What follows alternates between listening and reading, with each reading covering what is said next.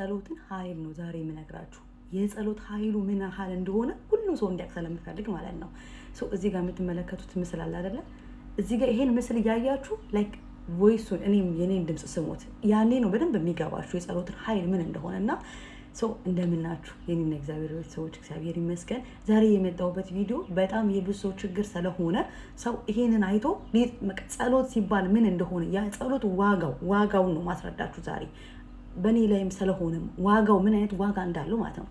አብዛኛው ሰው ህይወቱ መስራት አይችል መራመድ አይችል ነገሮቻቸው በሙሉ ዝግትግትግት ያለ ላይክ እንዴት ነው ይሄማ እድሌ ተወስዶብኛል፣ ይሄማ ሰው መተት አሰርቶብኛል፣ ይሄማ ሰው ድግምት አሰርቶብኛል፣ የኔ ህይወትማ እንደዚህ አይደለም እድሌ ነው። ነገሮች በሙሉ እየተበላሹ ከሆነ ልክ ስትጀምሩ ስትይዙት የሚያበቃ ከሆነ ከናንተ የሚሸሽ ከሆነ ያ ነገር ከናንተ የሚነጠቅ ከሆነ ያ ነገር በትዳራችሁ ላይ በጣም ችግር ካለ ላይክ ህይወታችሁ በጠቅላላ ችግር ውስጥ በቃ የሆነ ነገር ልታደርጉት የኔ ነገርማ ሰው እየተጠቀመብኝ ነው ብላችሁ ውስጣችሁ እየተሰማችሁ ያለ ምንም ነገር በቃ ደርሳችሁ ያላችሁ ይነጠቅባችኋል። ከዚህቹም ተመስገን እንኳን ስትሉ ከተመስገን ኑሯችሁ ትነጠቃላችሁ ያላችሁ ነገር። የጸሎትን ኃይል እንገራችሁ። አንድ ሰው መጸለይ ሲጀምር መጀመሪያ በሽተኛ ነው የሚሆነው። ሪያሊቲ ነው ነገራችሁ። በሽተኛ ነው የሚመስለው ማለት ነው እንጂ እንዴት በቤት ጸሎት ሲጀምሩ ውስጣችሁ ያለው ማንነት ይወጣል። ውስጣችሁ ያለ በሽታ ይወጣል። ቤታችሁን ያናጋው ስራችሁን የዘጋባችሁ ነገራችሁን እንደዚህ አድርጎ ያዘው ብትሄዱ ስኬት በሚባል ነገር ማስደርሱባት አንድ ነገር ፕላን ጀምራችሁ ድርምስ፣ አንድ እቅድ አቀዳችሁ ድርምስ፣ አንድ ሀሳብ አድርሳችሁ ድርምስ፣ ሁሉ ነገር ሊሳካላችሁ ያልቻላችሁ ሰዎች ይሄ በሽታ ነው። ይሄን በሽታ በምንድን ነው የምናስወግደው? ልክ እዚህ ጋር እንደምታዩት ምስል ማለት ነው። እግዚአብሔር ጋር ስትንበረከኩ ይውላችሁ ቅድሚያ እግዚአብሔር ጋር ብርክክ ብላችሁ ኃይል ስታገኙ ይሄ የሚወጣው ምስሉ ላይ ያያችሁት ኃይሉ የእግዚአብሔር ኃይል ነው። የእግዚአብሔር ኃይል ደግሞ ውስጣችሁ ያለውን ሰዎች አያችሁት አይደል? ከዚህ ከተቀመጡት እነሱ ይወጣሉ። እድላችሁን ያዘው በመተት በድግምት በምናምን ተብሎ የተያዘባችሁ በጠቅላላ ማለት ነው። አያችሁ ሰዎች እናንተን እኮ ሄደው የእናንተን ህይወት ሲያበላሹባችሁ በቅድሚያ ሰይጣን ጋር ነው የሚወጣ አይደል? ከሰይጣን ጋር ዲል ነው የሚያደርጉት።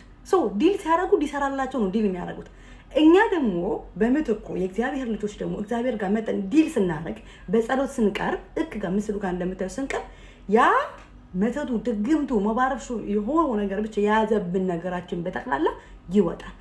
ራሳችሁን ቼክ አድርጉት። ሄዱና እግዚአብሔር ጋር ጤነኛ ነኝ ወይ በሽተኛ ነኝ ወይ የምታውቁት እግዚአብሔር ጋር ልክ እንደዚህ ልጅ ቁማችሁ ስትንበረከኩ ኃይል ይመጣል። ያ የእናንተ ኃይል ያ የጸሎቱ ኃይል ይሄ ቀጥ ብሎ የሚወጣው እሳት ነው። ያ እሳት አጋንንት እንደዚህ ይሰበዋል። ያኔ ነገሮቻችሁን እንዲህ ነው የምታዩት። በቃ ምስሉ ላይ እንደምታዩት ዳይሬክት ታዩታላችሁ። ስለዚህ ቁጭ ብላችሁ የሰው ህይወት እያያችሁ የሰው ነገር እያያችሁ እኔማ እድሌ ተዘግቶብኛል፣ እኔማ ነገሮች ተዘግቶብኛል፣ እኔማ እድሌን ሰው ይጠቀምበት ነው። ሰው አይጠቀምበትም። ቢጠቀምበት እናንተ ማስመለስ ትችላላችሁ። በምን? በእግዚአብሔር ኃይል በጸሎት። እኔ ከዚህ በፊት አስተሳሰቤ ልክ እንደዚህ ነበረ። ነገሮች አይራመዱ፣ ብሰራ ይሳካልኝ፣ ሰው አይወጣልኝ፣ ሰው አያየኝ፣ ምን አይልኝ፣ በቃ ምንድን ነኝ እኔ ከምድር የመጣው ጉድ ነኝ ወይ አልኩኝ። መጨረሻ ላይ ግን ልክ እንደዚህ ተንበርከክ ብዬ ራሴን ሰብስቤ ስመጣ በዙሪያዬ እንዳለ ወጡ። አንድ ሰው ምን ማድረግ አለበት? የጸሎትን ዋጋ ማወቅ አለበት። ዋጋችሁ ይኸው ምስሉ ጋር አስቀምጬላችኋለሁ። ኃይላችሁ ያ ነው፣ እግዚአብሔር ጋር ነው። ጸሎት ብቻ አይደለም። ይሄ ከእግዚአብሔር ጋር መገናኘት ብቻ አይደለም። በሽታ ማውጣት ነው። በሽታችሁን አውጡ። ውስጣችሁ ያለውን ነገር አውጡት። በምን? በእግዚአብሔር ጸሎት ተንበርከካችሁ እንዲበርና ቁሙ።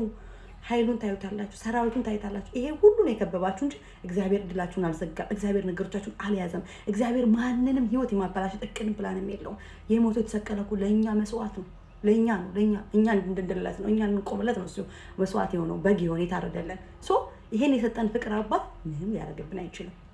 ስለዚህ የጸሎትን ኃይል እዚህ ጋር ባስቀምጥኩላችሁ ሞክሩት። የተዘጋባችሁን ሂዱና በርከክ ብላችሁ በቃ እናንተ ብቻ እንዴት ነው የሚጠቀምባችሁ ይወጣሉ። ይሄን ለማስተላለፍ ነው። የምር ህይወታችሁን በዚህ ጉዳይ ቀይሩት፣ በጣም ቀይሩት። በቃ ሌላችሁ የምችለው ነገር የለም። መልካም ቀን